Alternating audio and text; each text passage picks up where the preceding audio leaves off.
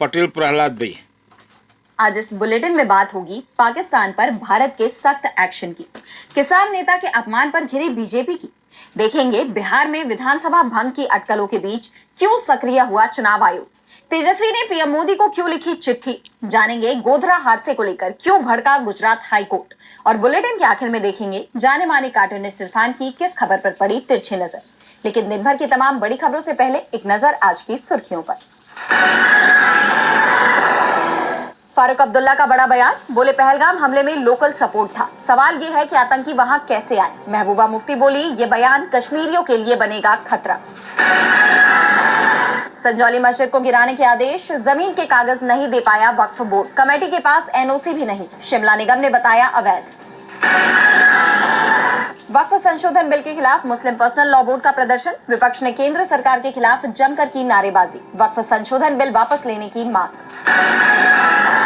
4 मई को बिहार महागठबंधन की बड़ी बैठक, कांग्रेस और आरजेडी के बीच सीट बंटवारे और सीएम फेस समेत तमाम मुद्दों पर होगी चर्चा। ये तो थी सुर्खियां, अब बात आज की सबसे बड़ी खबर की। भारत पाकिस्तान के बीच तनाव बढ़ता जा रहा है। भारत सरकार पाकिस्तान के खिलाफ सख्त रुख इख्तियार किए हुए है, एक के बाद एक एक्शन लिए जा रहे हैं।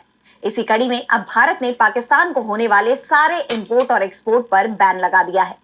पीएम मोदी ने साफ कहा कि दोषियों को सख्त सजा दी जाएगी। इस लड़ाई में अब भारत को एक और देश का समर्थन मिल गया है। देखिए ये रिपोर्ट। भारत की तरफ से पाकिस्तान के खिलाफ एक के बाद एक सख्त एक्शन लिए जा रहे हैं और अब भारत ने पाकिस्तान से डायरेक्ट और इनडायरेक्ट इंपोर्ट और एक्सपोर्ट पर पूरी तरह से रोक लगा दी है। यानी अब तीसरे देश की मदद से भी पाकिस्तान भारतीय सामान को हासिल नहीं कर पाएगा। इसके साथ ही पाकिस्तान के साथ डोक और पार्सल सेवा को भी रोक दिया गया है, जिसके बाद पाकिस्तान के झंडे लगा कोई भी समुद्री जहाज भारत के किसी भी बंदरगाह पर नहीं आ पाएगा। भारत ने भी अपने जहाजों को पाकिस्तान के बंदरगाह पर जाने से रोक दिया है। इस बीच हैदराबाद हाउस में अंगोला के राष्ट्रपति जोआओ मैनुएल गोंकाल्वेस लोरेंको से मुलाकात के बाद पीएम मोदी ने कहा कि हम हर आतंकवादी और उसके समर्थकों की पहचान करेंगे, उनका पता लगाएंगे और उन्हें दंडित करेंगे। हम उन्हें धरती के अंत तक खदेड़ेंगे। आपको बता दें कि 38 साल बाद अंगोला के राष्ट्रपति की भारत यात्रा हो रही है और अंगोला ने आतंकवाद के मुद्दे पर भारत को पूरा समर्थन देने का ऐलान किया है। इस बीच ये भी खबर आ रही है कि जबलपुर ऑर्डिनेंस फैक्ट्री में अधिकारी कर्मचारियों की छुट्टी रद्द कर दी गई है। भारत के सख्त रुख के बाद अब पाकिस्तान खौफ में दिखाई दे रहा है। पाकिस्तान की तरफ से शांति की अपील की जा रही है, लेकिन अभी तक उसकी तरफ से पहलगाम हमले की निंदा तक नहीं की गई है। लेकिन भारतीय कार्यवाही के डर से पाकिस्तान यूएन में जरूर पहुंच गया है, जबकि पाकिस्तान के रक्षा मंत्री ख्वाजा आसिफ ने कहा है कि अगर सिंधु नदी पर भारत डैम बनाएगा तो ये युद्ध का ऐलान माना जा रहा है। यानी एक तरफ पाकिस्तान डरा हुआ दिखाई दे रहा है तो दूसरी तरफ वो खुद को युद्ध के लिए तैयार भी दिखाने की कोशिश कर रहा है। लेकिन पाकिस्तान के नेताओं के बयान ही बता रहे हैं कि लड़ाई हुई तो पाकिस्तान भारत का सामना नहीं कर पाएगा। भारत ने साफ कर दिया है कि इस बार वो पाकिस्तान को माफ नहीं करेगा, सख्त एक्शन होगा। आतंकी हमलों के खिलाफ भारत की जनता में काफी आक्रोश है। यूपी के मुजफ्फरनगर में जन आक्रोश रैली हुई, लेकिन वहां नया बवाल खड़ा हो गया। रैली में भीड़ ने किसान नेता राकेश टिकैत के साथ धक्का मुक्की कर दी। टिकैत ने इसके लिए बीजेपी और आरएसएस को जिम्मेदार बताया, जिसके बाद किसानों ने आपातकालीन महापंचायत बुला ली। तो क्या कुछ हुआ इस महापंचायत में, जानने के लिए देखिए ये रिपोर्ट। भारतीय किसान यूनियन के प्रवक्ता राकेश टिकैत के साथ हुई धक्का मुक्की की घटना को लेकर माहौल गरमाया हुआ है। इस घटना से किसान काफी नाराज हो गए, जिसके विरोध में बीकेयू अध्यक्ष नरेश टिकैत ने मुजफ्फरनगर के जीआईसी मैदान में आपातकालीन महापंचायत बुलाई। इसमें हजारों किसान और जाट समुदाय के लोग शामिल हुए। मुजफ्फरनगर में किसान महापंचायत के दौरान राकेश टिकैत के साथ हुई बदसलूकी के मामले को जोरदार तरीके से उठाया गया। महापंचायत में टिकैत की सुरक्षा की मांग उठी और उन्हें मंच पर पगड़ी बांधी गई। राकेश टिकैत ने इसे प्री प्लान साजिश करार दिया और किसान एकता को तोड़ने की कोशिश बताया। महापंचायत में किसानों ने सरकार की नीतियों के खिलाफ एकजुटता दिखाई और आगे की रणनीति पर चर्चा की। इस दौरान कैराना से सपा सांसद इकरा हसन, सरधरा विधायक समेत कई नेता और संगठन मौजूद रहे। इस बीच मंच पर मौजूद राकेश टिकैत की गर्मी की वजह से हालत बिगड़ गई, लेकिन वो अस्पताल नहीं गए। इस दौरान भाजपा सुप्रीमो नरेश टिकैत ने कहा कि शेर के मुंह में हाथ दे दिया। हम अपनी तरफ से कोई मुकदमा नहीं लिखवा रही हैं, पर प्रशासन ऐसे लोगों के खिलाफ अपने स्तर पर कार्रवाई करे। भविष्य में अगर इस तरह की हरकत होगी तो किसी कीमत पर माफ नहीं की जाएगी। इतिहास पर दाग लगाना नहीं चाहते, वरना जवाब देने में सक्षम है। तो वहीं सपा सांसद इकरा हसन ने कहा कि राकेश टिकैत पर हमला करने वाले भी आतंकवादियों से कम नहीं है। ये घटना बेहद निंदनीय है। पहलगांव में जो हुआ हम उसकी कड़ी निंदा करते हैं। राकेश टिकैत ने अपने लिए काम नहीं किया, बल्कि दूसरों के हक की लड़ाई लड़ी है। किसानों ने ऐसी घटनाओं के खिलाफ कड़ी कार्रवाई की मांग की, तो एक्शन में चुनाव आयोग भी नजर आ रहा है। जम्मू कश्मीर की घटनाओं और वक्फ बोर्ड विवाद को लेकर कयास लग रहे हैं कि बिहार में जल्दी ही विधानसभा चुनाव हो सकते हैं। भारत निर्वाचन आयोग और राज्य प्रशासन ने तैयारियां शुरू कर दी हैं। इसी सिलसिले में मुख्य सचिव की अध्यक्षता में अहम बैठक भी बुलाई गई और ईवीएम जांच की शुरुआत भी हो चुकी है। देखिए ये रिपोर्ट। बिहार में विधानसभा को कभी भी भंग किए जाने की अटकलों ने जोर पकड़ लिया है। जम्मू कश्मीर की हालिया घटनाओं और वक्फ कानून को लेकर चल रहे विरोध के बीच ये कयास लगाया जा रहा है कि राज्य में जल्द ही विधानसभा चुनाव हो सकते हैं। इस बीच चुनाव आयोग और बिहार प्रशासन ने चुनावी तैयारियों को तेज कर दिया है। हाल ही में मुख्य सचिव अमृतलाल मीणा की अध्यक्षता में हुई उच्च स्तरीय बैठक में चुनावी तैयारियों पर विस्तृत चर्चा की गई। बैठक में 2016 संवेदनशील स्थलों पर केंद्रीय अर्धसैनिक बलों की तैनाती के लिए आवास व्यवस्था और मोबाइल नेटवर्क से वंचित क्षेत्रों में सैटेलाइट फोन जैसी वैकल्पिक तकनीकों का इंतजाम करने का निर्देश दिया गया। सामान्य प्रशासन विभाग को रिटर्निंग ऑफिसर और असिस्टेंट रिटर्निंग ऑफिसर के रिक्त पदों पर तत्काल नियुक्ति, 3 वर्ष से अधिक समय से एक जिले में तैनात अधिकारियों के स्थानांतरण, दिव्यांगजनों और निर्वाचन कर्मियों के लिए चिकित्सा सुविधा, आपातकालीन उपचार और व्हीलचेयर की व्यवस्था करने को कहा गया। इसके अलावा मतदाता जागरूकता अभियान चलाने पर भी जोर दिया गया। बैठक में डीजीपी विनय कुमार, मुख्य निर्वाचन पदाधिकारी विनोद सिंह गुंजियाल सहित सभी संबंधित विभागों के प्रधान सचिव और विशेष पुलिस नोडल अधिकारी मौजूद थे। उधर निर्वाचन आयोग ने शुक्रवार से राज्य के 13 जिलों में ईवीएम मशीनों की प्रथम स्तर की जांच शुरू कर दी है।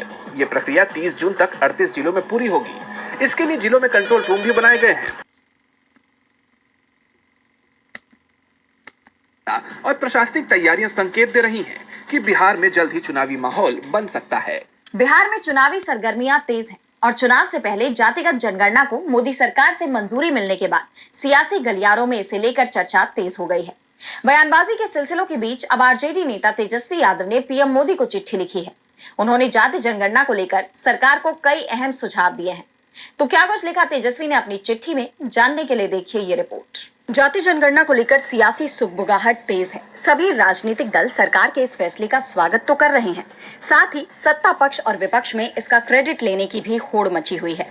खास तौर पर आगामी बिहार विधानसभा चुनाव के मद्देनजर सभी राजनीतिक दल इस मुद्दे को भुनाने में जुट गए हैं। इस बीच आरजेडी नेता और बिहार विधानसभा में नेता विपक्ष तेजस्वी यादव ने पीएम मोदी को चिट्ठी लिखी है। उन्होंने इस पत्र में सरकार के इस फैसले की सराहना की है। साथ ही ये भी कहा कि सालों से आपकी सरकार और एनडीए गठबंधन ने इस जातिगत जनगणना का विरोध किया है। बिहार जाति सर्वेक्षण का जिक्र करते हुए तेजस्वी ने कहा कि हमारी इस पहल में भी आपकी पार्टी ने, केंद्र सरकार ने, सभी ने बाधा डालने की कोशिश की थी, लेकिन अब आप खुद ये जनगणना कराने जा रहे हैं, जो ये दिखाता है कि आपने समाज के उन लोगों की मांग को सुना है जो लंबे वक्त से हाशिए पर हैं। तेजस्वी ने कहा कि जाति जनगणना कराने का फैसला हमारे देश में समानता लाने की यात्रा में एक बड़ा बदलाव लाने वाला कदम हो सकता है। इस जनगणना के लिए संघर्ष करने वाले लाखों लोग सिर्फ आंकड़ों का नहीं बल्कि सम्मान का, सिर्फ गणना का नहीं बल्कि सशक्तिकरण का इंतजार कर रहे हैं। इसके साथ ही तेजस्वी ने सरकार को कुछ सुझाव भी दिए, जिनमें निजी क्षेत्र में आरक्षण, अनुबंधों में आरक्षण, न्यायपालिका में आरक्षण, जाति जनगणना के आंकड़ों के आधार पर आनुपातिक आरक्षण, लंबित मंडल आयोग की सिफारिशों का पूर्ण कार्यान्वयन शामिल है। तेजस्वी ने अपने पत्र के अंत में कहा कि प्रधानमंत्री जी, आपकी सरकार अब एक ऐतिहासिक चौराहे पर खड़ी है, लेकिन सवाल ये है कि क्या इस डेटा का इस्तेमाल प्रणालीगत सुधारों के लिए उत्प्रेरक के रूप में किया जाएगा या ये कई पिछली आयोग की रिपोर्टों की तरह लेखों के धूल भरे भंडार तक ही सीमित रह जाएगा। तेजस्वी ने सरकार से जाति जनगणना को लेकर सवाल किए हैं, तो सवाल मणिपुर को लेकर भी उठ रहे हैं। मणिपुर में हिंसा को 2 साल पूरे हो गए। 3 मई 2023 को कुकी मैतेई समुदाय के बीच शुरू हुए टकराव ने पूरे राज्य को अशांत कर दिया। मुख्यमंत्री का इस्तीफा हो गया, राष्ट्रपति शासन लागू हो गया, लेकिन हालात अब तक नहीं बदले और अब 2 साल पूरे होने पर कुकी मैतेई समुदाय के लोगों ने बंद का आह्वान किया है। तो हिंसा के 2 साल बाद अब क्या है मणिपुर का हाल, जानने के लिए देखिए ये रिपोर्ट। मणिपुर में हिंसा को आज यानी 3 मई को 2 साल पूरे हो गए हैं। पिछले 2 साल से राज्य के लोगों ने सुकून की नींद नहीं ली। कभी किसी का घर फूंक दिया तो कभी किसी पर हमला कर उसकी जान ले ली गई। अब तक 250 से ज्यादा लोगों की जान जा चुकी है। 70,000 से ज्यादा लोग घर छोड़ने पर मजबूर हो गए।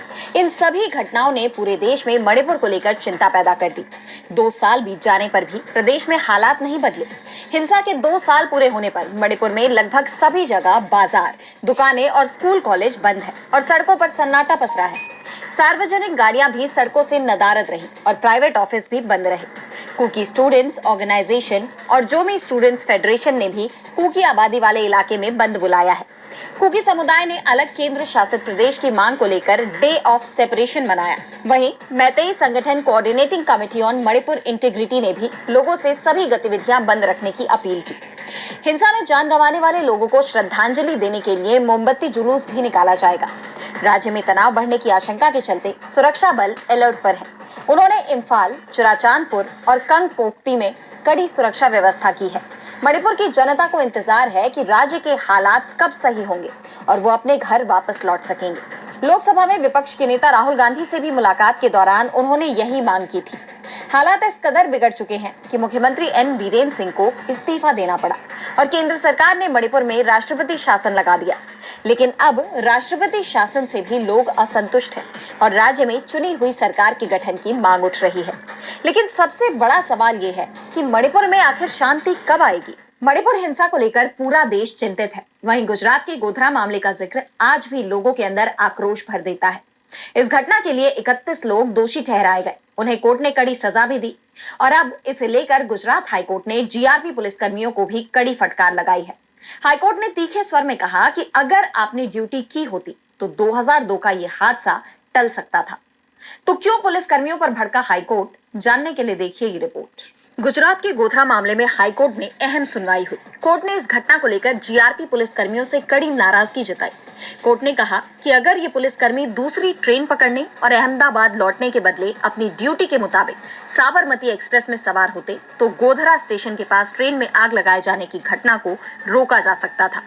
लेकिन उन्होंने रजिस्टर में फर्जी एंट्री की और शांति एक्सप्रेस से अहमदाबाद लौट गए। दरअसल 9 सरकारी रेलवे पुलिस जीआरपी कर्मियों ने अहमदाबाद हाईकोर्ट में अपनी बर्खास्तगी को चुनौती दी थी। 27 फरवरी 2002 को इन सभी कांस्टेबलों की साबरमती एक्सप्रेस में गश्त करने की ड्यूटी लगाई गई थी। लेकिन ट्रेन के लेट होने के कारण ये सभी दूसरी ट्रेन से पहले ही अहमदाबाद लौट गए और उसी दिन गोधरा स्टेशन के पास साबरमती एक्सप्रेस के S6 कोच में हिंसक भीड़ ने आग लगा दी।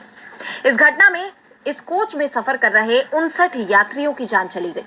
इसमें ज्यादातर कार सेवक थे जो अयोध्या से लौट रहे थे। मामले में जांच के बाद गुजरात सरकार ने इन सभी पुलिसकर्मियों को निलंबित कर दिया और बाद में सेवा मुक्त भी कर दिया, जिसके खिलाफ उन्होंने हाईकोर्ट में अपील की। लेकिन हाईकोर्ट ने भी साफ कहा कि याचिकाकर्ताओं ने अपने कर्तव्य के प्रति लापरवाही और असावधानी दिखाई। कोर्ट ने अपने आदेश में कहा कि इन्हें इतनी अहम जिम्मेदारी सौंपी गई थी, लेकिन उन्होंने लापरवाही दिखाते हुए शांति एक्सप्रेस से सफर किया। अदालत संविधान के अनुच्छेद 226 के तहत असाधारण अधिकार क्षेत्र का इस्तेमाल न करना बेहतर मानती है। दोनों याचिकाएं खारिज की जाती हैं। गोधरा मामले को लेकर हाईकोर्ट ने पुलिसकर्मियों पर कड़ी नाराजगी जाहिर की तो चिंता प्रेस की आजादी को लेकर भी जताई जा रही है। भारत ही नहीं, पूरी दुनिया में प्रेस की स्वतंत्रता खतरे में बताई जा रही है। वर्ल्ड प्रेस फ्रीडम डे पर international NGO reporters without borders ने एक रिपोर्ट जारी की है, जिसमें भारत को लेकर भी चिंता जाहिर की गई और कांग्रेस ने इसे लेकर केंद्र सरकार को घेरा है। देखिए ये रिपोर्ट। 3 मई को वर्ल्ड प्रेस फ्रीडम डे पर पेरिस के इंटरनेशनल एनजीओ RWB यानी रिपोर्टर्स विदाउट बॉर्डर्स ने अपनी वर्ल्ड प्रेस फ्रीडम इंडेक्स 2025 की रिपोर्ट जारी की। इस इंडेक्स में 180 देशों के सर्वे में हिंदुस्तान को 151वां स्थान मिला। कांग्रेस ने इस रैंकिंग पर चिंता जताते हुए एक्स पर पोस्ट किया। विश्व प्रेस स्वतंत्रता दिवस पर कांग्रेस हर निडर पत्रकार के साथ है जो सच को दबाने के खिलाफ लड़ रहा है। भारत की गिरती रैंकिंग बीजेपी शासन में अभिव्यक्ति की आजादी के शरण को दर्शाती है। यह स्थिति लोकतंत्र के चौथे स्तंभ पर हमले का प्रमाण है। कांग्रेस ने एक अखबार के कटआउट के साथ यह भी जिक्र किया कि 2023 में भारत 161वें स्थान पर था। रिपोर्ट में भारत में पत्रकारिता की स्थिति पर चिंता जताई गई है, जिसमें मीडिया स्वामित्व का केंद्रीकरण और आर्थिक दबाव को बड़ा खतरा बताया गया है। रिपोर्टर्स विदाउट बॉर्डर्स का कहना है कि उद्योगपति गौतम अडानी के स्वामित्व वाले 70 से ज्यादा मीडिया संस्थानों के 80 करोड़ से ज्यादा फॉलोअर्स हैं, जो मीडिया की बहुलता को खतरे में डालता है। भारत में 1 लाख से ज्यादा न्यूज़पेपर, 36,000 साप्ताहिक पत्र और लगभग 380 न्यूज चैनल्स हैं। फिर भी पत्रकारों की सुरक्षा और स्वतंत्रता पर सवाल उठ रहे हैं। कांग्रेस ने इस स्थिति को लोकतंत्र के लिए खतरा बताया और स्वतंत्र पत्रकारिता की रक्षा का संकल्प दोहराया। हालांकि भारत की यह रैंकिंग नेपाल, मालदीव, श्रीलंका और बांग्लादेश जैसे पड़ोसी देशों से नीचे है। नॉर्वे सूची में शीर्ष पर है, जबकि इरिट्रिया सबसे निचले पायदान पर। भूटान, पाकिस्तान, तुर्की, रूस, चीन और उत्तर कोरिया भारत से पीछे है। और बुलेटिन के आखिर में देखेंगे जाने माने कार्टूनिस्ट इरफान की किस खबर पर पड़ी तिरछी नजर।